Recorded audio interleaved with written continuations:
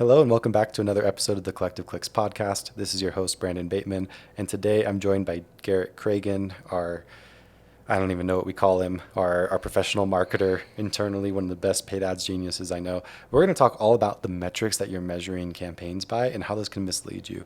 We'll talk about different metrics that you should focus on at different points and why the answer is not as simple as you might think as to where in the funnel you should be looking for your optimization. How you doing today, Garrett? Doing good. How are you? Hey, awesome. Excited for episode number who knows what of the Collective Clicks podcast. I think it's number 3,000. 3,000. Okay, Yeah. 3,000. Big day. Yep, big day for us. Look at that. 3,000 episodes. Yep. So today the plan is to talk about metrics, which we do a lot. So if you're surprised, then you probably haven't been here before. But let's talk about specific metrics that people measure their marketing by, because it turns out what you measure and how you feel about it really affects what you do with your business. It affects the kind of actions that you take. And everybody kind of has their own metrics that they think are most important for a marketing campaign to measure it, in different ways that they optimize and all those types of things. So I'm really excited to dig deep into all that and find out what are the real metrics that matter and how do they interact with each other. So what do you think when you're measuring a marketing campaign is the most important metric to keep an eye on? Well, I think it depends a lot on the goal of the campaign. Like, for instance, if I'm running some TV ads, then I'm probably not going to have that be measured on on just a pure cost per contract basis, because that's not the full intention of the campaign. That's not the only reason why it's active. And so I think in part it depends on the goal of the campaign, but that's more of an aside, and that's me talking as an agency employee, right? But I think to kind of speak out of both sides of my mouth, I think it's important to focus primarily on the bottom funnel metrics, and by that I mean the revenue tied metrics, because if those aren't there, then you're optimizing for the wrong things and you're going to get the wrong outcomes. So I think at the heart of things, it's important to have the core of your measurement be based on as close to revenue as possible, and as close to revenue as that campaign is going to be tied to, if that makes any sense at all. Yeah, I totally agree. I think since the beginning of time, marketing companies and normal companies that hire marketing companies, what do you call them? Like clients, and this is what we would call them. I think they've always kind of had friction on these specific metrics, right? Like, I think like the most stereotypical example is the company paying for the marketing is like, well, I need revenue, right? And then the marketing agency is like, well, you got a lot of impressions, you got a lot of clicks, you got a lot of leads, or whatever the case is, right? And really the main difference here is that we're just looking at different points in the funnel, right? There's the top of the funnel and then there's the bottom of the funnel. And that's kind of what you mentioned, right? You want to stay in the bottom of the funnel closer to revenue. And I've seen a couple people in different camps, and honestly, I don't think I fall like fully in one versus the other. I'm really curious to hear your perspective, because you'll find investors that are like, ROI is the only thing that matters. And while I believe that is true, I think that leads us down paths that aren't good sometimes. Extreme example. Let's just say you spent $10,000 on one lead. That one lead turns out it closes into a contract, and that contract turns into a deal, and you make $100,000 on that deal. It technically worked, right? The result is there. However, is that process repeatable, and is it likely to continue to provide that outcome? You're probably not going to find any marketing channel where you close every lead, right? So you probably were a little bit lucky. So it didn't make sense. Sometimes I compare this to, like, let's just say we're talking like investing, not like real estate investing, but just investing in general, right? You have like an investment manager where their job is to make returns on money. So I give like $10,000 to two investment managers, and one of them invests it in the S&P 500. And, 2 years later, we have, a 24% return and it's, 11% IRR or whatever the case is, right? Mm-hmm. And then someone else buys lottery tickets with the $10,000 and we just win the Powerball and, now we have this like insanely high return, right? Who's the better investment manager? Yeah. If you're purely results focused, then it's the guy who bought the lottery tickets. Mm-hmm. If you're more of a process driven person where you kind of care about the underlying aspects there and like the repeatability and the sample size and how that affects things, then it's not the person who bought the lottery tickets because on average that's going to make you fail, right? Yeah. So anyways, I kind of view it both ways, right? Like on one hand, the bottom of funnel metrics are the most important thing. However, I like to look at the funnel too, because if you're getting those bottom of funnel metrics, but the rest of the metrics don't look natural, then it's very likely that you're just running into good results, but due to a small sample size. And that can be really dangerous because if you're choosing to double down on your marketing channel based on having a 10x return, when that's not actually repeatable, then you're going to waste a lot of money. Yeah, and I mean, first of all, I thought, what is the average cost per winning ticket from the lottery? Because that's making me really rethink my buying decisions. Because you make a good point. I could just put all my earnings into the lottery, and it might be a good idea. But back to the main point. I think when you are looking at the bottom of the funnel, there's a few metrics that you have to consider in real estate, to see if you're like working off of small sample size or a skewed sample. And I think for me, and if there's any that I'm missing here, let me know. But I think that the first one is going to be the profit, right? Of the fees that we collect minus what we spent on just the ad platform.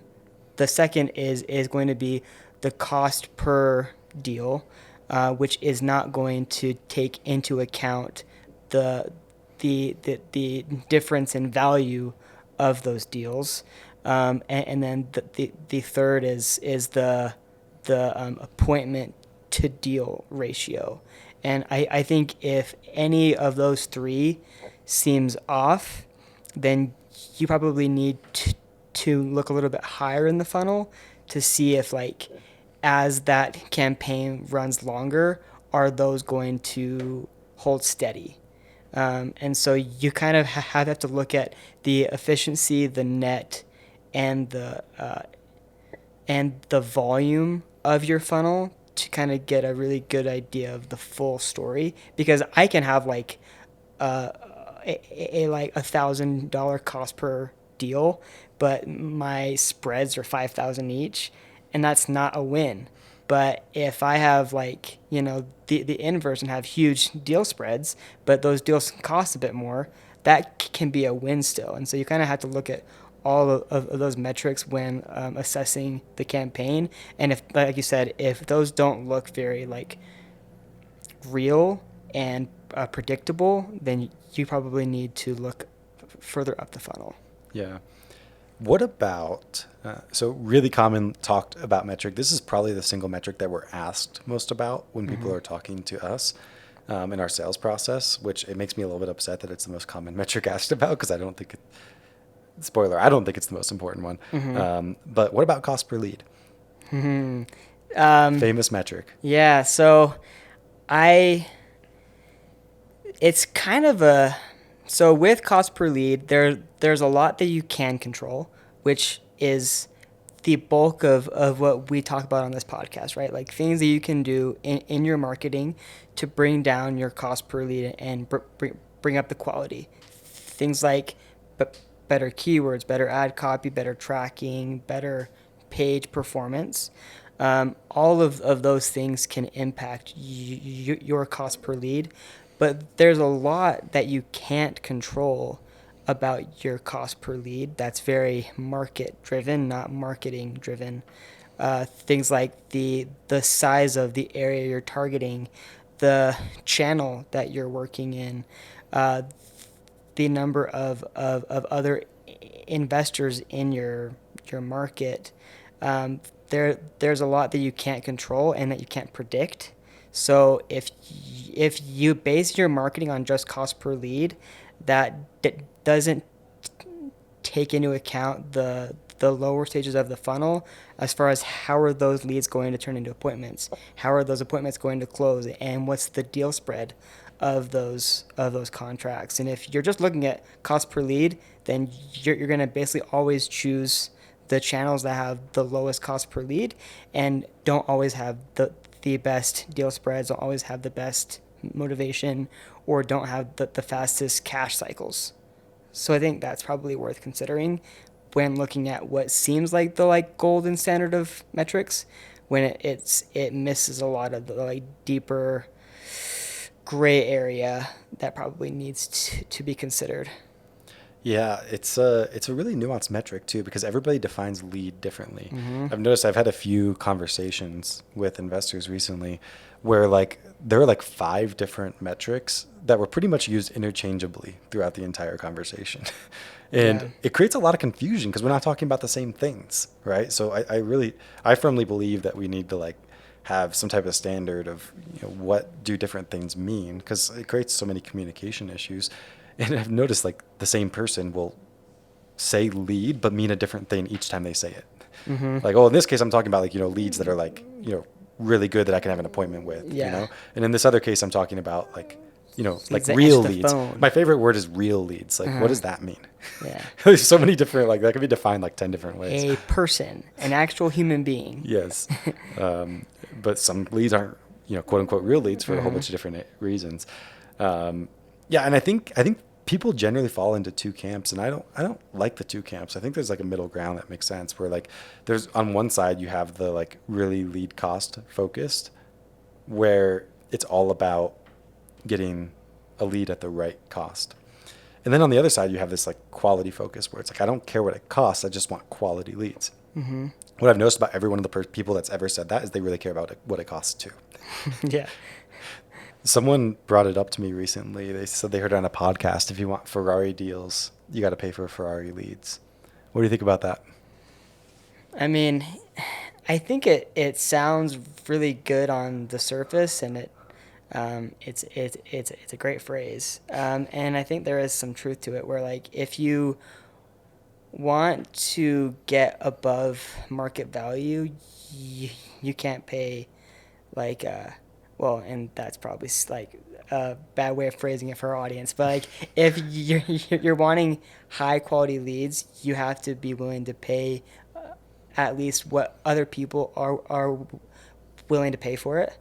And so I think that's true. I think that you can't over emphasize the best leads at the expense of volume. I think that's the only thing I would say. But I think overall, it is fair to expect that the best leads are the best leads for a reason. And if you know that, then it's likely that other people also know that, and it's going to be hard to, you know, change those market dynamics too much. Yeah, yeah, I do think it's a great way to say it that like hits home for a lot of people that are it's funny because it just depends on who's hearing it, Mm-hmm. right? If I'm telling you you need to pay for Ferrari leads if you want Ferrari deals, right? And you're the person who's way too focused on cost per lead, it's like the most brilliant message in the world Mm-hmm. for you. If you're the person who's already focused on Yes. lead quality, then you create some type of idea of like we've even seen some of our clients where they go so far pushing quality up, and you can get pretty far down that road if you want Mm-hmm. to. But you get to these points where like your quality is improved by 20% and you're paying 3 times more per lead. And I think everybody just assumes if your lead quality gets better, then your cost per deal goes down. That's not true. Like if you were to keep the cost per lead the same and make the lead quality better, then you're Mm-hmm. better off. But if you have to inflate the cost really significantly to get the quality a little bit higher, it just doesn't make sense, right? So that's where people are sometimes a little bit confused when I say that like optimizing towards return on investment and optimizing towards lead quality are two different things. Mm-hmm. They will get you different outcomes, and sometimes improving your lead quality and paying more per lead is actually a good move. But there's a diminishing return on that, and you can push that farther and farther and farther till you're filtering out like all the leads except for the one that you think is the best lead ever and you paid a ton of money for it. But then if it doesn't close, you're not going to do very well. Right, and then I think that I think there also is the idea of like the incremental value of an additional deal. If you're focusing so much on just getting those like you know top line leads, then you're losing out on those more like medium quality leads that could help you get that next incremental like amount of revenue. And so I think that's where looking only at cost per lead and cost per deal is flawed, because that's not taking into account those other metrics of the return on investment as well as the net profit of your campaigns. If you're so over focusing on just efficiency, you can end up like you know being your own worst enemy by actually under driving volume and being in the red. Even if you have this screaming good cost metric, if there isn't volume, you still lose. Yeah, it's almost like the real only good strategy is just the one that your competition's not doing, in the Mm-hmm. sense that like that's where you find these undervalued leads, right? That's a word I like to use, undervalued, right? Mm-hmm. You don't, as a real estate investor, you don't go into a market and say, well, that house is worth $1 million. I'm not interested at all, right? Because if it's worth $1 million, there's a price that you could buy that house at where it's going to be a great deal for you. Mm-hmm. You could say the same about $100,000 house, right? Well, there's a price that you could buy that house at where it's a good deal for you, right? So there, it's all about kind of finding that sweet spot, which often depends on what your competition is doing. Because if they're just focused on volume of leads, which I find tends to happen, especially with larger companies, where they have like marketing held accountable to lead generation, and you have acquisitions held accountable to closing of those leads, then marketing just does what they're supposed to do, which is drive as many leads as they possibly can. And then they say, well, it's acquisition's fault. They're not closing those leads. And then Yeah. acquisitions says, Like well, these leads are bad. it's all marketing's fault. They're Yeah. bringing in bad leads. So Yeah. you have this like friction between them versus, when we have just like a solo owner operator of a business, Mm-hmm. they tend to be really focused on lead quality because they feel like they control the whole thing and they have the Mm-hmm. more the salesperson perspective. But it's it really is a mix between both of them that you have to care about, because sometimes the way to win is actually lowering lead quality. Like, what if you could lower your lead quality 10% and get 3 times as many leads? That'd be a huge win, right? And then sometimes it's about just increasing that quality really significantly, and they both make a difference at the right time. How do you find that hole though? Like where your competitors are just not focused? That's a very good question.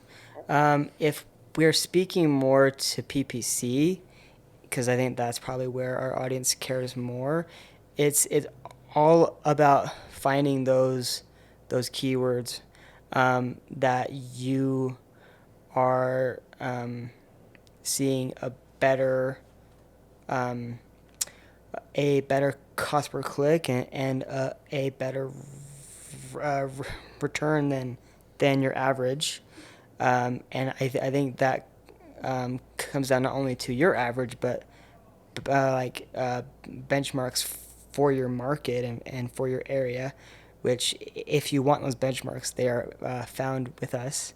And so I think if you know what can be achieved versus what you're seeing, then it's easier to kind of find those hidden uh, nuggets of value. But it kind of takes some knowledge of the benchmarks to be able to identify what's a win versus what's a less bad outcome. Yeah. All right. One final thing that I want to discuss that I think is interesting is, how do you measure lead quality? Um, I mean, I have a thought, but I'd love to hear yours. Um, I see you're playing a negotiation. that's right. Yeah. I'll give mine, and then I want to hear Yeah. your better one. I think quality for me is tied to, okay, I'm gonna hedge, but it's for a good reason. I think it's the percentage of leads that take the action that's nearest revenue, that you have enough volume to have a big enough sample size.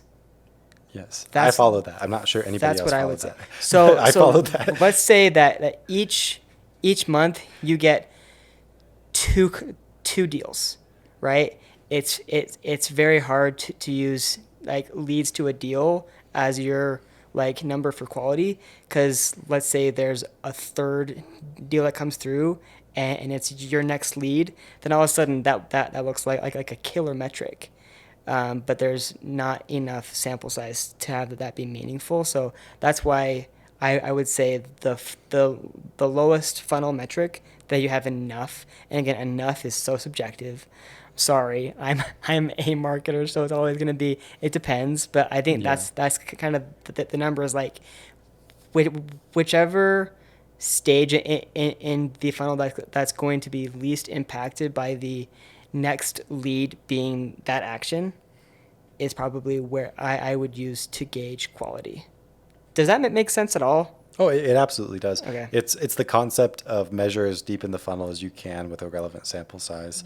that was Um, much better. well, it's just a different way to explain it, but I almost like didn't understand how I view things until you said that, and I'm like, wait, yes, that's how I view things, Mm-hmm. because it's of course we care about the deepest in the funnel metrics, but if they don't have the sample size that's relevant for us to make good decisions, then we have to go higher up in the funnel. It's Mm-hmm. better to have a high sample size with a less relevant metric than a low sample size with a relevant metric. Yeah. That's of course a generalization because it depends on It how depends. big the sample size is and how relevant the metric is. So Yeah. there's all those things. Um, I can share also a little bit about like how we measure lead quality and what we've done with a lot of our clients. So we put leads into different buckets. If a lead comes in, it's just a phone call, it's a form submission. We call that a gross lead. If it's like spam or they're a buyer, like clearly not interested, like something like that, we would say that's not a net lead. So you might have 100 leads come in and then you might have 90% of them be net leads. Where like that's what I would call like a real lead. It's not like a fake phone number or something like that. Mm-hmm. Of those, you won't contact every one of them, right? So you have some type of contact rate, and then you reach theoretically contacted seller leads. These are people that you've been able to get to answer the phone, and they have a house to sell. Not every single one of those people is going to be an opportunity because some of them want retail or they're unqualified in other ways, like maybe they're just not in your target location, or it's a mobile home and you don't like mobile homes, or whatever the case is. And then you get to opportunities, and then some opportunities turn into contracts. The thing that kills me about all these metrics, though, is they're so difficult. Like, I could tell you one of the things that we've been running up against more often recently is pay per lead. So pay per leads is this interesting concept because what they're basically arguing is that you have to pay for net leads, right? So if it's any of these things that like it doesn't meet the qualification criteria, then they refund you. And you look and the cost per leads are pretty low, right? So sometimes when we're in conversations with people, they're looking at it and saying like, okay, well maybe I could have a $300 cost per lead with you, but the pay per lead's $250, and I don't have to pay a management fee, and I get it refunded if it doesn't match certain criteria. And then we look at it and they have a worse return on investment on pay per lead. And it seems to happen over and over again. So I don't know what these pay per lead companies are doing, but it's interesting because like you can have something still match the same criteria, like an opportunity, for example, but be of a different level of quality. And some of it comes down to like how it was generated. Like there's always like a range of quality. And we find that most of our clients doing pay per lead have close to double the number of leads per contract as they do with their own PPC, which is a wild idea because they're supposed to be PPC leads still. Yeah. So I don't know if you have any thoughts on that or why that could be. I know we've seen some element of that, like between Facebook and Google, like Facebook generally requiring more opportunities per contract, even though the opportunities are defined the same way. It's just like the way that the lead is generated kind of affects the quality. But that's something to really keep in mind because if you do focus on any of these metrics that aren't just the end funnel metric, there's always some way to be misled. And that's something that gets us, even with pay per lead, where you're saying like, okay, it should be a search lead and it matches these criteria and it's at this cost. It doesn't pencil out for some reason. Yeah. I think I don't want to get too deep into pay per click versus pay per lead because that's a whole different podcast. But Yeah. I think that is kind of a case study in the value of looking as deep in the funnel as you can, because on the surface it looks great, and if I were an investor looking at just cost per lead, I would dump everything I had, my life savings, my 401k, into pay per lead, because wow, that's a screaming cost per lead. But then if I were looking deeper in the funnel, I probably would hold out on putting my kids like a college fund into it, because those numbers don't hold steady down the funnel. So I think that's kind of an example of why you should look at the whole picture, because what looks good on the surface might not translate as effectively into revenue. And looking at just apples to apples, that's not, that's more apples to oranges if you really look at it, how it performs deeper down in the process. Yeah, it probably another way that it's a case study for looking deep in the funnel is you can see like why did we reach each of these metrics just by what the companies generating the leads are focusing on, right? Because if you're doing your own PPC, it's closing focused from the very beginning, right? And that's going to naturally just push all the quality levers as high as you can. If you're looking at pay per lead, what is the goal? Create the max number of non-refundable leads. Best margin. Yes. Yeah.